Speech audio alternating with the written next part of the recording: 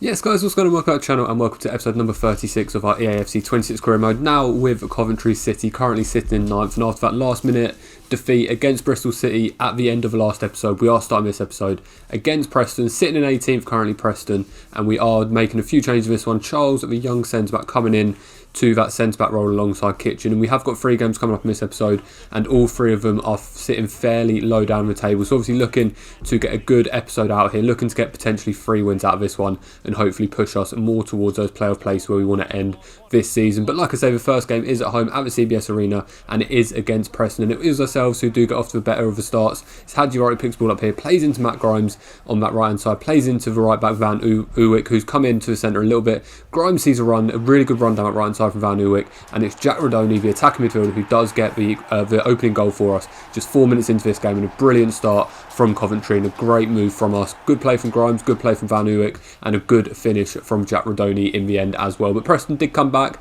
and it was Valentin who does get a decent shot, but a good save from the goalkeeper Dovin there. But then it was all us at that point. Hadji Wright once again picks the ball up, plays into the man in form, Mason Ephraim Clark. Unfortunately takes a little bit too far. The goalkeeper manages to get a hand to it, falls back to Hadji Wright, but unfortunately couldn't quite get the shot in how he wanted it to, and it was a good save from a Preston goalkeeper. I mean, Preston did get another chance themselves as McCann on the edge of the box here, decent shot, but whistles wide of the post. Daisy cut of that one, and it does go wide of the post, and just before half time it was ourselves once again. Hadji Wright picks the ball up, a really good ball into Mason Clark on the volley from a difficult angle, unfortunately couldn't quite steer it inside that near post, and does hit the side net. So we did go into half time with that 1-0 lead, but it didn't take long for that 1-0 lead to turn into a 2-0 lead. Mason Clark gets a shot there, but a good save from a goalkeeper, a fairly weak shot, but from a resulting goal kick, Eccles who picks the ball up, back to Mason Clark here, falls into Hadji Wright. Hadji Wright's got space and makes no mistake from that distance to give us a 2-0 lead just after half time, and with a half of football left, 2-0 up against a side like Preston at home, we felt fairly comfortable in winning this one. It is the American striker Hadji Wright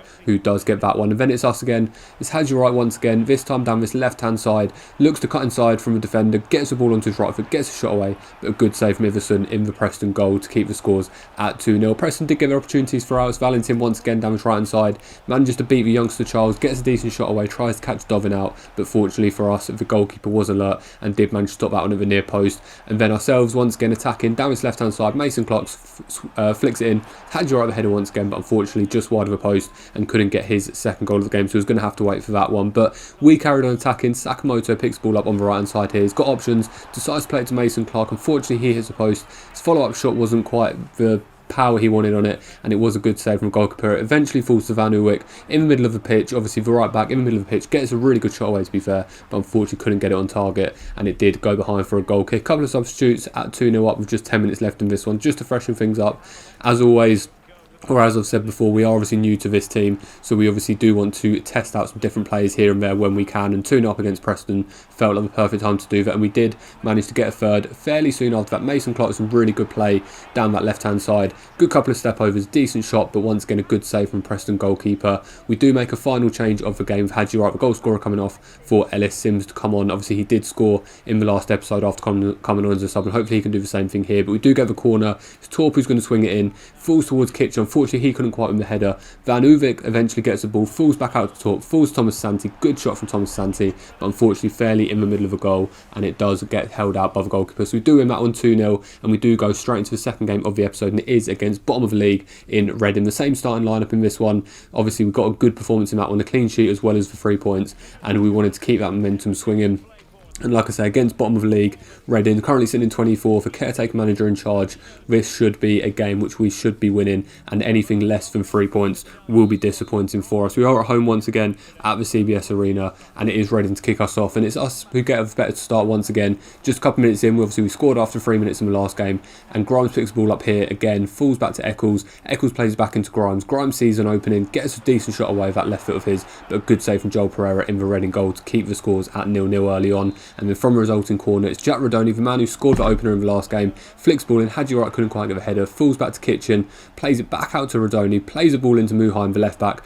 Really good shot with his right foot to be fair from the left back, but once again it was Joel Pereira there to keep that ball out back of the net. And then from resulting corner foul, Eccles this time plays it short into Rodoni once again. Rodoni gets a good ball in towards Hadji Wright, but unfortunately couldn't direct his header, and it did go wide of the post. So still 0-0 after that flurry of corners, but then we did, after about 20 minutes or so, we did manage to get into this game once again. Hadji Wright with a good shot with his left foot, but Joel Pereira seeming in the form of his life out there. Another really good save from the goalkeeper there, and it's Eccles once again. This time does decide to swing it in towards Kitchen. Good header from him. It falls eventually to the youngster Charles, but unfortunately couldn't quite sort his feet out, and it was saved by the goalkeeper. Reading got their opportunities throughout this game, and it's Lombardi who picks the ball up, holds off a defender. Good shot from him, to be fair, but a good strong hand from Dovin on his left hand side to keep that one out. And then we did manage eventually to get the opening goal, and it's Grimes who picks the ball up, plays into Hadji Wright. Hadji Wright plays into Rodoni. Good shot from Rodoni, but unfortunately a good save once again from Joel Pereira to keep the Englishman out of the score sheet. It's Eccles once again with a corner, swings this one in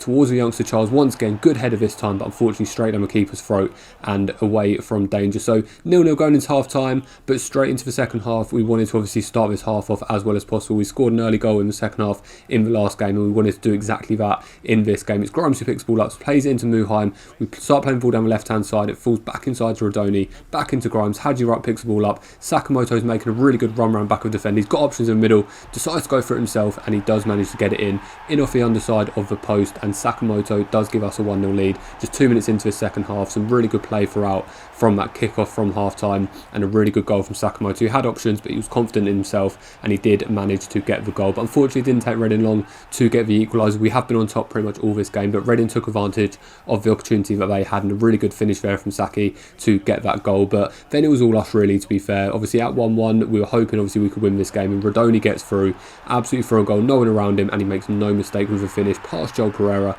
and restores our lead. 10 minutes after obviously we conceded the equaliser, we do bring the scores back to 2-1, and hopefully we can hold on to this time and come away with all 3 points. And then just a couple minutes later, Rodoni, the goal scorer, picks the ball up, a really good ball over top towards Hadji Wright. Hadji Wright picks the ball up, swings it onto his right foot, a good shot from him, couldn't quite get the directional power on it, so a good save from Joel Pereira. But it's Hadji Wright once again who picks the ball up. This time he makes no mistake with the finish, keeps it low, out of reach from Joel Pereira, and does give us a 2-goal lead and a 3-1 lead in this one with just 10 minutes left of this game. Like I say, Reading are bottom of the league, and we did manage to come away with a victory in that one at 3-1. So 2 games in this episode and 2 wins with just 1 goal conceded. A few messages: Rossi not too happy with his game time at the minute. Goloni also not too happy with his game time, and Jay De Silva does say he's happy at the minute and he wants to renew his contract. If I'm being honest, he's probably the worst of the 3 left backs we've got in the club at the minute, so I'm not 100% sure if I will renew his contract. So we're not going to go jump straight in and renew that, and we'll review that in a couple of games time as the season progresses and as we see where we're potentially going to be next season. But before any contract negotiations take place for anyone, we do jump into the third and the final game of this episode, and we are at home for the 3rd time in a row, which is a surprising one, and it is probably our toughest game of this episode, and it is Stoke City. And Stoke City got off to a better start. Bajan, who got a really good chance here, and it made absolutely no mistake from the finish. Good play from him, good feet to beat the defenders, and kept his shot low to beat Dovin in our goal to give Stoke the lead just 8 minutes in. And one thing we haven't been accustomed to with this Coventry team is obviously going behind in games. We've been performing really well with this Coventry side, so it's a game we're going to have to come back from, and we started to make inroads 30 minutes into this game. It's Mason Clark, the man who's been probably the main man for us this season so far, plays the ball inside Jack Rodoni. A really good shot from Rodoni, who started picking up some form himself, but a good save from a Stoke goalkeeper to push that one behind for a corner kick. It's Mason Clark who is going to swing this one in on his right foot towards Kitchen. Kitchen gets the ball, falls Thomas Santi in the end, but a really good point blank save from a goalkeeper to keep Thomas Santi out, who's coming in on this right hand side for Sakamoto in this game, but unfortunately couldn't quite get the goal. It's Mason Clark who swings the second corner in as well. Van Uvik eventually gets the header, plays it back out to Mason Clark on that right hand side, looks to get the cross in once again, swings it in. It's Hadji Wright, couldn't quite get there, the goalkeeper got there. Mason Clark picks the ball up towards Thomas Santi once again, unfortunately couldn't quite get past the defender looks to clear it, falls back out to the defender Van Uvik, plays in towards Hadji Wright, he's onside, picks the ball up on his chest, really good strength from him and an unbelievable shot on the turn, but an unbelievable save from a goalkeeper to keep that one out. Really good chance from Hadji Wright, but unfortunately a good save from the goalkeeper. But we did manage to get the equaliser fairly soon after that. Thomas Santi with a really poor shot, to be fair, but luckily for us it ricochets off the defender into the American Hadji Wright's feet, and Hadji Wright makes no mistake from that angle. Really good shot obviously to set up that corner in the first place, and then a really good shot to finish that one in there to give us the equaliser. Jack Rodoni close to half-time, does get the chance to give us a lead in this one. Unfortunately, it does hit the crossbar with that little chipped effort. The follow-up from Mason Clark, good shot as well, but a really good save once again from the Stoke goalkeeper. Rodoni to swing this corner in. We scored from a corner last time, but unfortunately we couldn't get it from that one. It's Muheim who picks the ball up, plays it back out to that left-hand side with Rodoni, swings one in. It's the youngster Charles who picks it up. Fortunately, Hadji Wright couldn't quite get there. They do get the clearance in.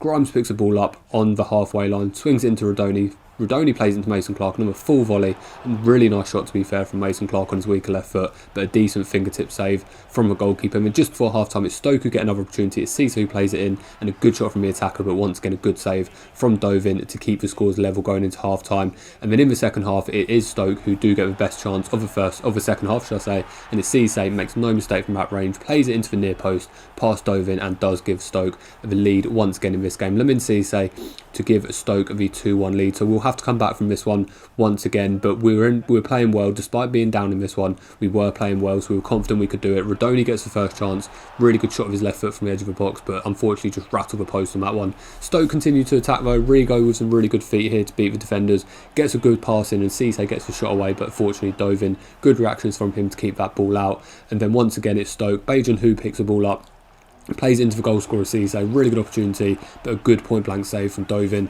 to push that one behind for a corner kick.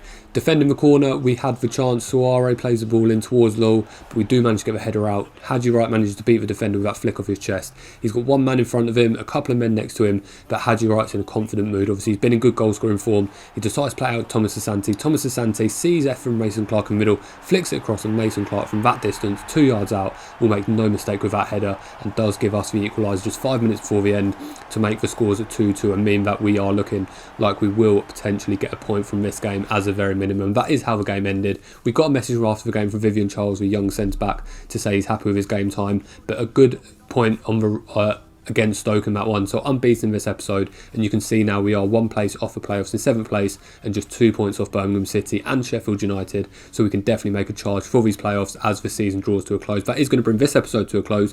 As always, if you are enjoying this series, please hit that like button, please subscribe to the channel to follow this journey with Coventry. We are getting to the tail end of the Championship, so follow along, comment down below any suggestions, take care of yourselves, and I will see you on the next one. Bye bye.